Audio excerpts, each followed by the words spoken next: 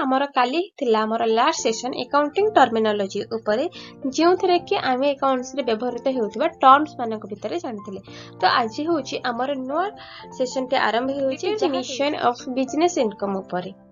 तो चलंतु आमे जानि नबा आज रो सेशन टी को डेरी न कर स्टार्ट करि नबा what is determination of business income.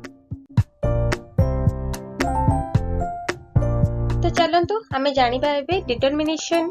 Of business income रो माने कोन। सिंपल से रोज आमे जेतले बिजनेस करछन्ती कोन से कंपनी ओपनिंग करछन्ती किछि बिजनेस करछन्ती तो आमे तारो इनकम सेथुर हमर केते इनकम आउट होउची ताहा हमर जानिबा निहाती दरकार। आमे जानिया पई चाहू कि हमर बिजनेस एक्चुअली रे केते होउची हमर इनकम केते होउची।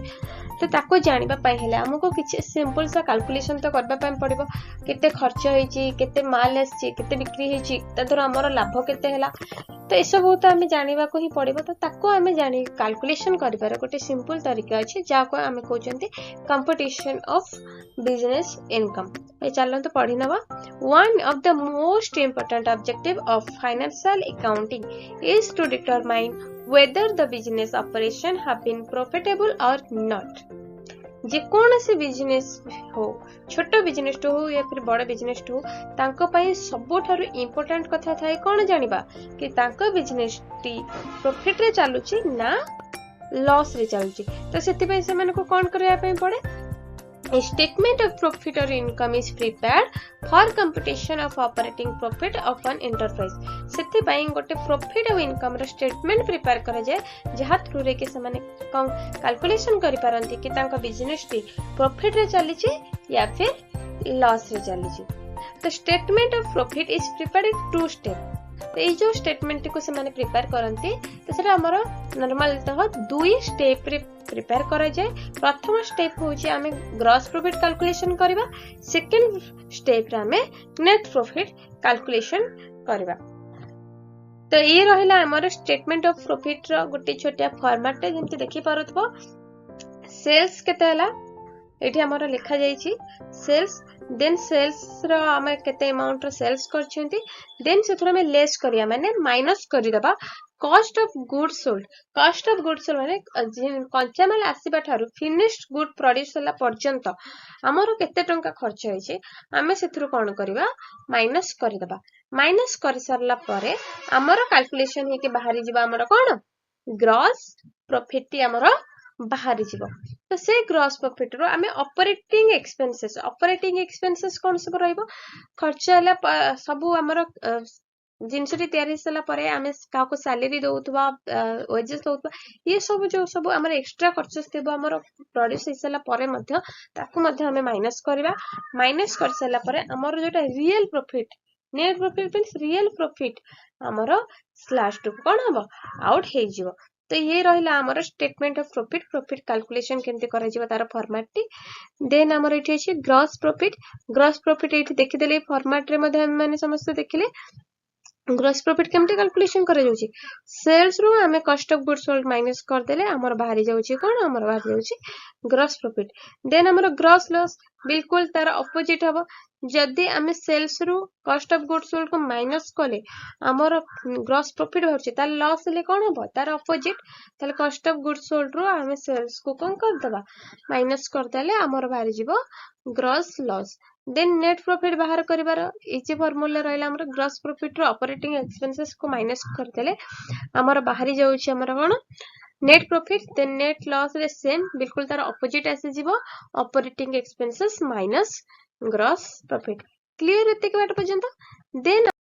हमें देखले एठी गोटे cost of good sold term अछि जोडे कि मु तम माने को कहली कोन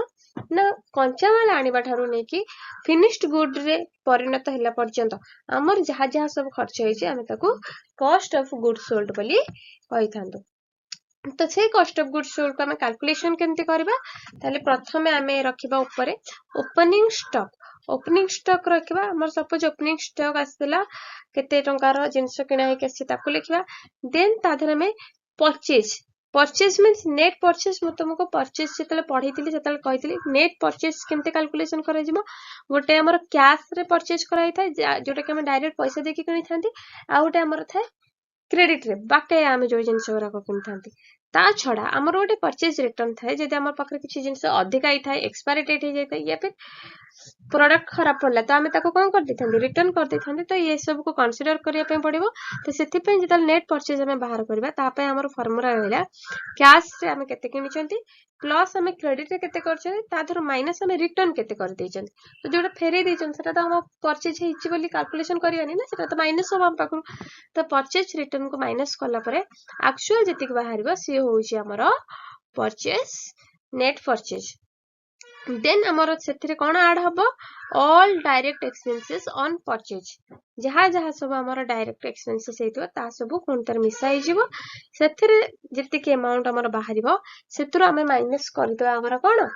क्लोजिंग स्टॉक को माइनस करदेला आमर आसिक बाहरी जीव आमर कॉस्ट ऑफ गुड्स सोल्ड तो ये फॉर्मेट टी आमर क्लियर तो चलते नेक्स्ट पेज को जीवा तो आमर है ऑलवेज रिमेम्बर जिते बड़े आम किसी गोटे कंप्यूटेशन करवा किसी भी कैलकुलेशन करवा तो से आम किसी पॉइंट्स को आम माइंड रे थिबा दरकार ताकि आमको किसी भी गोटे कैलकुलेशन कला बेले असुविधा न हो तो से पॉइंट्स कौन नेट सेल जोटा कि जस्ट टिके आगु कहली नेट सेल कौन आमर कैश रे किसी सेल होइथिबो किसी बाकी भी सेल होइथिबो आ किसी लोक नैथिबे हमको रिटर्न भी करे देथिबे तो ताको हमें कंसीडर करबा तो नेट सेल आमर बाहरिया पहले कैश सेल रे हमें प्रथमे क्रेडिट सेल को ऐड करबा देन तादर जहां हम पाखो को फेरस्त होइथिबो ताको हमें माइनस कर देबा तो सेमति बाहरिबा हमर नेट सेल तो नेट परचेज जस्ट एबे टिके आगु ही कहली कि कैश परचेज रे क्रेडिट परचेज को मिसई दबा देन परचेज रिटर्न को माइनस कर देले हमर बाहरी जीवो नेट परचेजेस तो हमर डायरेक्ट एक्सपेंसेस कोन जोडा कि कहली कि हमर गोटे जिनिसर कंचा माल रे नै कि फिनिश्ड गुड्स पर्यंत कन्वर्ट करबा भीतर जहां भी सब खर्च होइतै ताको हमें डायरेक्ट एक्सपेंसेस कहैथांती तो expenses on purchase and to bring purchase goods to the godown and to make ready for sale godown को आनिबा थारु नै कि सेल पई बिक्री पई प्रिपेयर करबा पर्यंत हमर जहां जहां सब खर्च होइतै हमें ताको कोन कहैथांती डायरेक्ट एक्सपेंसेस बोली कहैथांती देन हमर असला operating expenses administrative expenses operating expenses under रे हमर आछे administrative expenses selling distribution expenses financial expenses and maintenance expenses जेमति कि हमर एग्जांपल देइ छै rent and utilities wages and salaries taxes interest paid ए सब हमर खर्च कोथरा से जीवो हमर ऑपरेटिंग एक्सपेंसेस रे आसी जीवो क्लियर तो चलंतु हमें गोटे एग्जांपल करनबा हमें जो फॉर्मेट ता देखिले केमिति हमर cost of goods sold calculation होची देन देखिले हमर कोन ग्रॉस प्रॉफिट केमिति कैलकुलेशन होची तापर देखिले हमर नेट प्रॉफिट केमिति कैलकुलेशन होची जेतले हमें सब फार्मूलास जानि सारे लेनी तो गोटे एग्जांपल देखि दबा तापर मु तम मानको छोटे छोटे क्वेश्चंस देबी तमे माने मते ताको सॉल्व करके आनिबो आ ताको मते कमेंट रे पोस्ट करबो तो मु जानि परिबे कि आपण मानकर डाउट क्लियर हेची कि नै यदि कोनोसी प्रॉब्लम से हमान को भितर न हुए ताहाले क्वेश्चन नंबर टी को कमेंट रे दे देले मु ताको सॉल्व करे देबी ठीक अछि तो देखि दबा एग्जांपल टाको suppose mister Sahu of Baleshwar is running a showroom and dealing in ready-made garments कहा सहित डील करचंती रेडीमेड गारमेंट्स सहित डील करचंती his transactions for the accounting year ending तारो जो अकाउंटिंग 2009 मार्च पर्यंत माने कोन होला अप्रैल 1 2008 रो 31 मार्च 2009 पर्यंत जहां जहां सब खर्च होईची तार डिटेल्स दे जाईची तो देखिनबा हमर प्रथम एक्सपेंसेस टी कोन रहिची प्रथम ट्रांजैक्शन टी होची ऑन 1 अप्रैल 2008 जो दिन अकाउंटिंग ईयर स्टार्ट हैला सेम डे रे the stock of ready-made garments in the showroom was worth rupees 10,000 माने कोन जेतले ईयर एंडिंग स्टार्ट हिची ता माने कोन सेटा रहला हमर ओपनिंग स्टॉक अछि हमर 10,000 टंका then during the year he purchased garments of rupees 1,25,000 in addition he incurred an expenditure of 1,250 on carriage inward and octroi तो से कौन करछि ना सेही वर्ष मध्य रे से जिनिस किनिचंती परचेस करचंती 1,25,000 टंकार देन ताधरे कैरेज आ ऑक्ट्री मते पेमेंट हेछि 1,250 टंकार थर्ड पॉइंट आसला हमर ड्यू टू अनसैटिस्फैक्टरी क्वालिटी जेहेतु जो क्वालिटी से सब परचेज करथिले तार क्वालिटी भल लागलानी तो सेथिपई से माने 23,750 टंकार सामान कौन करचंती रिटर्न कर देछंती। तो एटा कौन है हमर रिटर्न आउटवर्ड्स परचेज रिटर्न हेची ऑन 31 मार्च 2009 जो दिन हमर एंड हैला फाइनेंशियल ईयर एंड तो से दिन हमर पाखरे क्लोजिंग स्टॉक रह जायछि हमर 12,500 टंकार ड्यूरिंग द ईयर सेल हेछि हमर केते टंकार 1,30,000 टंकार हमर सेल हेछि ता सह कौन कौन खर्च होइछि ए वर्ष रे एक्स्ट्रा खर्च होइछि शोरूम रो जोड खोली छथि से जगह रो रेंट दिया होइछि 6,000 टंका सेल्स गर्ल जो माने जो झियो मानको हम जॉब रे रखिछथि तांको दिया होइछि 7,200 टंका एडवर्टाइजमेंट आ पब्लिसिटी रे हम खर्च करछथि 2,400 टंका एग्जांपल टे पूरा बुझी पारेला ताहेले हमर प्रथमे बाहर करि दबा cost of goods sold cost of goods sold बाहर करबा पय मु कोन फार्मूला बतेइली फर्स्ट ओपनिंग स्टॉक हमर एठी अछि केते टंका 10,000 टंका ओपनिंग स्टॉक रे देन हमर प्लस होबा तादर कोन परचेजेस मने अछि फर्स्ट परचेज केते हला तादर परचेज रे एक्सपेंसेस केते हला देन तादर माइनस कर देबा जहा परचेज रिटर्न हिची ताको सब नै के के हमर कोन मारिबो देन माइनस कराई जिवो हमर प्लस करा हबो डायरेक्ट एक्सपेंसेस देन सेथुर हमर माइनस हबो कोन माइनस करिवो क्लोजिंग स्टॉक तो हमर बाहरी जिवो हमर कोन कॉस्ट ऑफ गुड्स सोल्ड चलो कैलकुलेशन टी करि नबा तो कैलकुलेशन हेला हमर रही गले तम सामने रे कॉस्ट ऑफ गुड्स सोल्ड रो formula opening stock plus net purchase plus direct expenses minus closing stock हमर ओपनिंग स्टॉक अछि 10,000 देन हमर नेट परचेज होउछि 1,01,250 कोन पई 1,25,000 टंकर शॉपिंग हेतला सेथरो माइनस हेछि हमर कोन 23,750 जोटा कि हमें रिटर्न करि दैछु देन हमें ताधार ऐड करिबा 1,250 टंका जोटा कि हमारा डायरेक्ट एक्सपेंसेस देन माइनस 12,500 टंका जोटा होछि हमर ए वर्ष रे कोन क्लोजिंग स्टॉक तो हमर टोटल मिसी के केते गेला ये 1,12,500 सेतुर हमें क्लोजिंग स्टॉक को माइनस कर दबा 12,500 तो हमर हासी वाला केते 1,00,000 टंका रो हासी वाला हमर cost of goods sold operating expenses हमर केते हासी वाला 15,600 जा सब हमर तळे जति के एक्स्ट्रा खर्च थिला